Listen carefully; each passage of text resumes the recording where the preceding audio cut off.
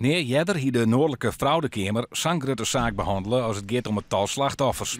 Het dossier in deze zaak is metersdik.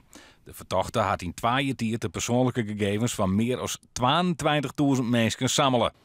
De lijouter maakte websites van bedrouwen en bouwde daarin een soort van achterdoor. Een saneerd script.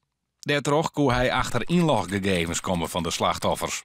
Die broekte hij om bijgelijks de identiteit van een Facebook-vriend over te nemen of om gwot te bestellen bij webwinkels. Vaak hebben slachtoffers net terug dat ze sa oplichten en bestellen worden. De verdachte ziet dag en nacht van de computer. Hij zei goed dat hij hem skammert en dat het hem spiet dat hij bijgelijks op Facebook de identiteit van mensen oernam om sa onjild van zijn speed- en gokverslaving te komen. Zo die hij hem voor als de vriendinnen van vrouw Jansma. Ik was op Facebook vregen terug een vriendinnen.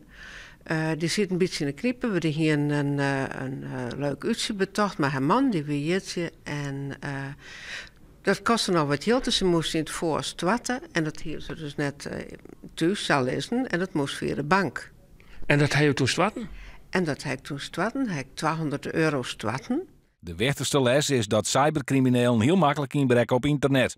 En dat je daar een verskate wachtwoorden broeken matten en die vaak verhoor, zei een van de jochters Joert. Ben je zelf ook veroren op Facebook? Ja, mijn account wel even verloren. Het wachtwoord wel even verloren, ja. Denk je wel eens van, wie net zo handig?